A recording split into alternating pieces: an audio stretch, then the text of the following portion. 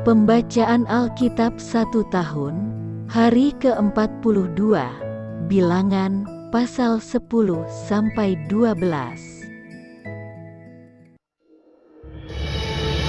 Bilangan pasal 10, ayat 1-10.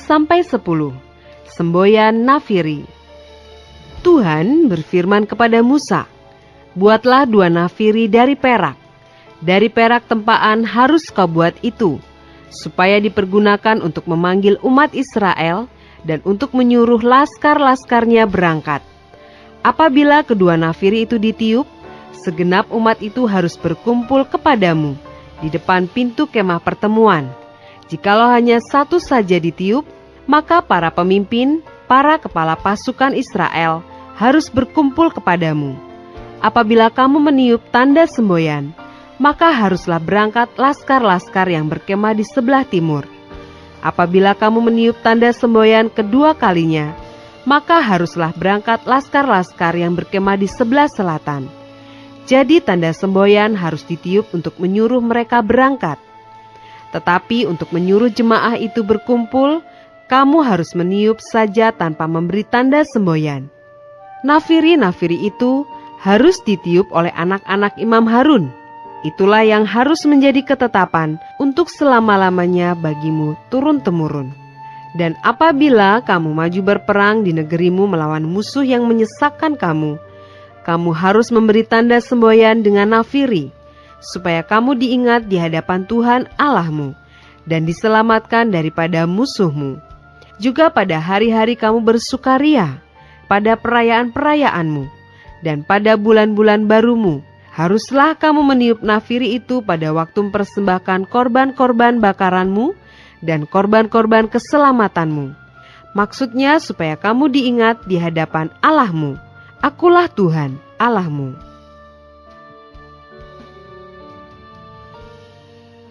Ayat 11-36. Berangkat dari Gunung Sinai. Pada tahun yang kedua, pada bulan yang kedua, pada tanggal 20 bulan itu, naiklah awan itu dari atas kemah suci tempat hukum Allah. Lalu berangkatlah orang Israel dari padang gurun Sinai menurut aturan keberangkatan mereka. Kemudian diamlah awan itu di padang gurun Paran. Itulah pertama kali mereka berangkat menurut titah Tuhan dengan perantaraan Musa. Terdahulu berangkatlah laskar yang di bawah panji-panji Bani Yehuda menurut pasukan mereka. Yang mengepalai laskar itu ialah Nahason bin Aminadab. Yang mengepalai laskar suku Bani Isakar ialah Netaneel bin Zuar. Yang mengepalai laskar suku Bani Zebulon ialah Eliab bin Helon. Sesudah itu kemah suci dibongkar, dan berangkatlah Bani Gerson dan Bani Merari yang mengangkat kemah suci itu. Kemudian berangkatlah laskar yang di bawah panji-panji Ruben menurut pasukan mereka. Yang mengepalai laskar itu ialah Elizur bin Shedeur. Yang mengepalai laskar suku Bani Simeon ialah Selumiel bin Zurishaddai. Yang mengepalai laskar suku Bani Gad ialah Eliasaf bin Rehuel. Sesudah itu berangkatlah orang Kehat yang mengangkat barang-barang tempat kudus. Kemah suci sudah dipasang sebelum mereka datang. Kemudian berangkatlah laskar yang di bawah panji-panji Bani Efraim menurut pasukan mereka. Yang mengepalai laskar itu ialah Elisama bin Amihud. Yang mengepalai laskar suku Bani Manase ialah Gamaliel bin Pedazur. Yang mengepalai laskar suku Bani Benyamin ialah Abidan bin Gideoni. Sebagai barisan penutup semua laskar itu, berangkatlah laskar yang di bawah panji-panji Bani Dan menurut pasukan mereka. Yang mengepalai laskar itu ialah Ahiezer bin Amisyaddai. Yang mengepalai laskar suku Bani Asher ialah Pagiel bin Okran. Yang mengepalai laskar suku Bani Naftali ialah Ahira bin Enan. Itulah aturan keberangkatan orang Israel menurut pasukan mereka ketika mereka berangkat. Lalu berkatalah Musa kepada Hobab anak Rehuel orang Midian, mertua Musa, "Kami berangkat ke tempat yang dimaksud Tuhan ketika Ia berfirman, Aku akan memberikannya kepadamu, Sebab itu ikutlah bersama-sama dengan kami, maka kami akan berbuat baik kepadamu, sebab Tuhan telah menjanjikan yang baik tentang Israel. Tetapi jawabnya kepada Musa, Aku tidak ikut, melainkan aku hendak pergi ke negeriku dan kepada sanak saudaraku. Kata Musa, Janganlah kiranya tinggalkan kami, sebab engkaulah yang tahu bagaimana kami berkemah di padang gurun, maka engkau dapat menjadi penunjuk jalan bagi kami. Jika engkau ikut bersama-sama dengan kami, maka kebaikan yang akan dilakukan Tuhan kepada kami, akan kami lakukan juga kepadamu. Lalu berangkatlah mereka dari gunung Tuhan, dan berjalan 3 hari perjalanan jauhnya. Sedang tabut perjanjian Tuhan berangkat di depan mereka, dan berjalan 3 hari perjalanan jauhnya untuk mencari tempat perhentian bagi mereka. Dan awan Tuhan ada di atas mereka pada siang hari, apabila mereka berangkat dari tempat perkemahan. Apabila tabut itu berangkat, berkatalah Musa, Bangkitlah Tuhan, supaya musuhmu berserak, dan orang-orang yang membenci engkau melarikan diri dari hadapanmu. Dan apabila tabut itu berhenti, berkatalah ia, Kembalilah Tuhan kepada umat Israel yang beribu-ribu laksa ini.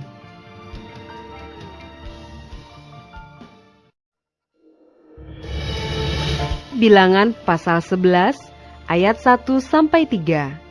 Api Tuhan. Pada suatu kali bangsa itu bersungut-sungut di hadapan Tuhan tentang nasib buruk mereka.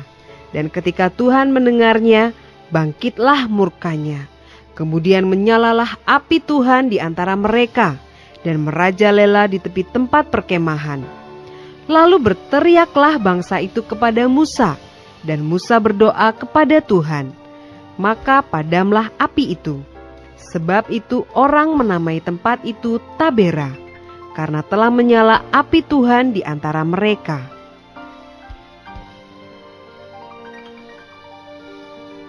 Ayat 4-23. Tuhan berjanji memberi daging. Orang-orang bajingan yang ada di antara mereka kemasukan nafsu rakus, dan orang Israel pun menangislah pula serta berkata, Siapakah yang akan memberi kita makan daging? Kita teringat kepada ikan yang kita makan di Mesir dengan tidak bayar apa-apa, kepada mentimun dan semangka, bawang prei, bawang merah, dan bawang putih. Tetapi sekarang kita kurus kering, tidak ada sesuatu apapun kecuali mana ini saja yang kita lihat. Adapun mana itu seperti ketumbar dan kelihatannya seperti damar bedolah. Bangsa itu berlari kian kemari untuk memungutnya, lalu menggilingnya dengan batu kilangan atau menumbuknya dalam lumpang. Mereka memasaknya dalam periuk dan membuatnya menjadi roti bundar. Rasanya seperti rasa panganan yang digoreng. Dan apabila embun turun di tempat perkemahan pada waktu malam, maka turunlah juga mana di situ. Ketika Musa mendengar bangsa itu, yaitu orang-orang dari setiap kaum, menangis di depan pintu kemahnya, bangkitlah murka Tuhan dengan sangat, dan hal itu dipandang jahat oleh Musa. Lalu berkatalah Musa kepada Tuhan, Mengapa kau perlakukan hambamu ini dengan buruk, dan mengapa aku tidak mendapat kasih karunia di matamu, sehingga engkau membebankan kepadaku tanggung jawab atas seluruh bangsa ini? Akukah yang mengandung seluruh bangsa ini? Atau akukah yang melahirkannya? Sehingga engkau berkata kepadaku, Pangkulah dia seperti pak pengasuh memangku anak yang menyusu. Berjalan ke tanah yang kau janjikan dengan bersumpah kepada nenek moyangnya. Dari manakah aku mengambil daging untuk diberikan kepada seluruh bangsa ini? Sebab mereka menangis kepadaku dengan berkata, Berilah kami daging untuk dimakan. Aku seorang diri tidak dapat memikul tanggung jawab atas seluruh bangsa ini, sebab terlalu berat bagiku. Jika engkau berlaku demikian kepadaku, sebaiknya engkau membunuh aku saja, jika aku mendapat kasih karunia di matamu, supaya aku tidak harus melihat celakaku. Lalu berfirmanlah Tuhan kepada Musa, kumpulkanlah di hadapanku dari antara para tua-tua Israel 70 orang, yang kau ketahui menjadi tua-tua bangsa dan pengatur pasukannya. Kemudian bawalah mereka ke kemah pertemuan, supaya mereka berdiri di sana bersama-sama dengan engkau. Maka aku akan turun dan berbicara dengan engkau di sana. Lalu sebagian dari roh yang hinggap padamu itu akan kuambil dan kutaruh atas mereka. Maka mereka bersama-sama dengan engkau akan memikul tanggung jawab atas bangsa itu. Jadi tidak usah lagi engkau seorang diri memikulnya. Tetapi kepada bangsa itu haruslah kau katakan, kuduskanlah dirimu untuk besok, maka kamu akan makan daging. Sebab kamu telah menangis di hadapan Tuhan dengan berkata, siapakah yang akan memberi kami makan daging? Begitu baik keadaan kita di Mesir, bukan? Tuhan akan memberi kamu daging untuk dimakan. Bukan hanya 1 hari kamu akan memakannya, bukan 2 hari, bukan 5 hari, bukan 10 hari, bukan 20 hari, tetapi genap sebulan lamanya, sampai keluar dari dalam hidungmu dan sampai kamu muak, karena kamu telah menolak Tuhan yang ada di tengah-tengah kamu dan menangis di hadapannya dengan berkata, untuk apakah kita keluar dari Mesir? Tetapi kata Musa, bangsa yang ada bersamaku ini berjumlah 600.000 orang berjalan kaki. Namun engkau berfirman, daging akan kuberikan kepada mereka, dan genap sebulan lamanya mereka akan memakannya. Dapatkah sekian banyak kambing domba dan lembu sapi disembelih bagi mereka, sehingga mereka mendapat cukup? Atau dapatkah ditangkap segala ikan di laut bagi mereka, sehingga mereka mendapat cukup? Tetapi Tuhan menjawab Musa, masakan kuasa Tuhan akan kurang untuk melakukan itu? Sekarang engkau akan melihat apakah firman-Ku terjadi kepadamu atau tidak.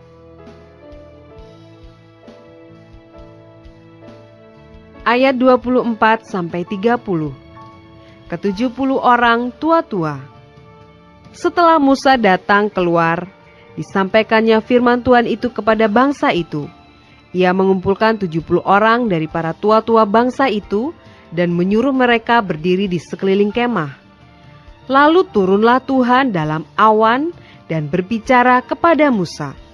Kemudian diambilnya sebagian dari roh yang hinggap padanya dan ditaruhnya atas ke-70 tua-tua itu.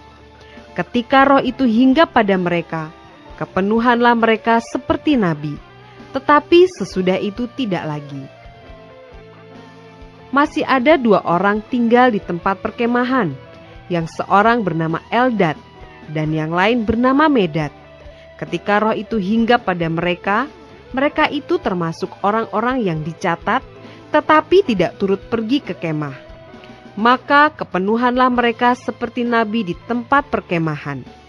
Lalu berlarilah seorang muda memberitahukan kepada Musa, Eldad dan Medad kepenuhan seperti nabi di tempat perkemahan.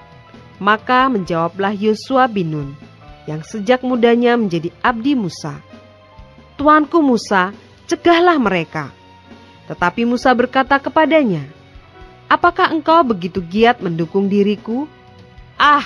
Kalau seluruh umat Tuhan menjadi nabi, oleh karena Tuhan memberi rohnya hinggap kepada mereka. Kemudian kembalilah Musa ke tempat perkemahan, dia dan para tua-tua Israel.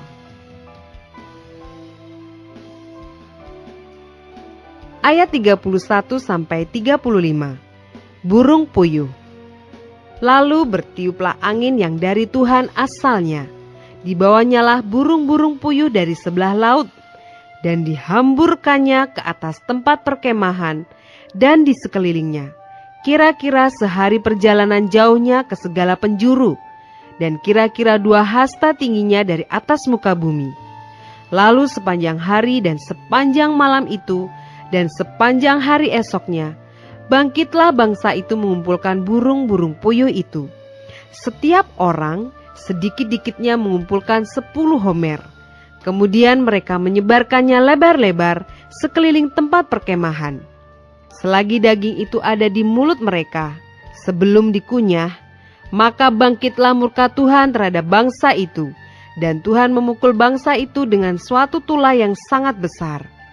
Sebab itu dinamailah tempat itu Kibrot Ta'awa, karena di sanalah dikuburkan orang-orang yang bernafsu rakus. Dari Kibrot Ta'awa, berangkatlah bangsa itu ke Hazerot, dan mereka tinggal di situ.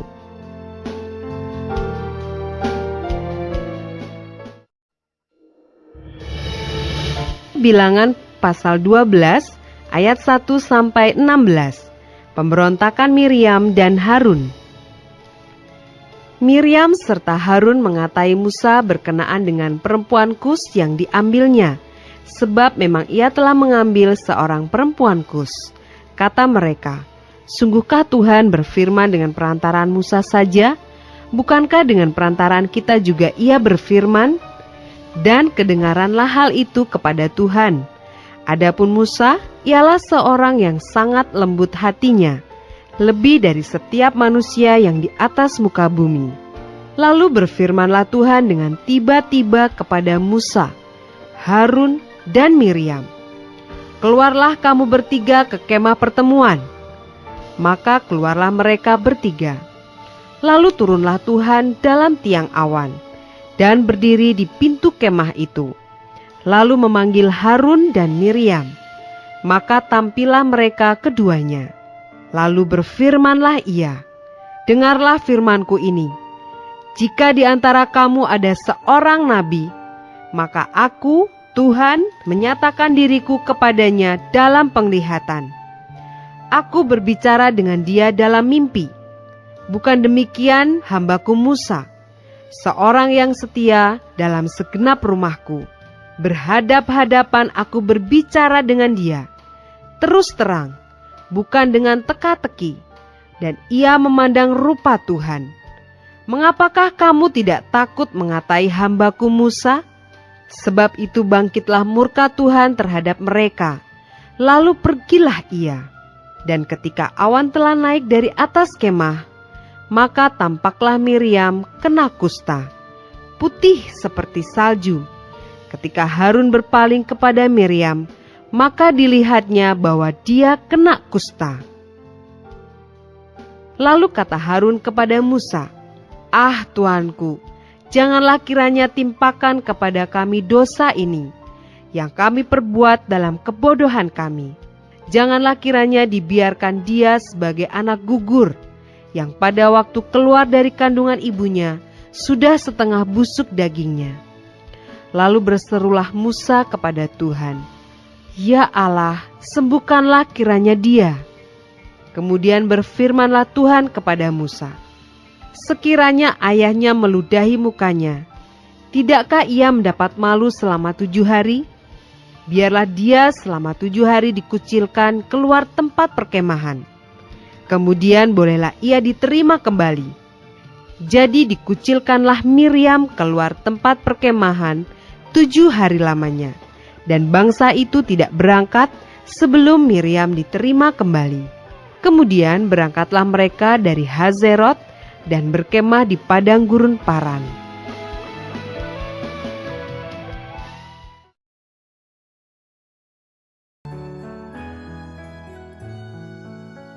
Demikianlah pembacaan Alkitab 1 tahun di hari ke-42.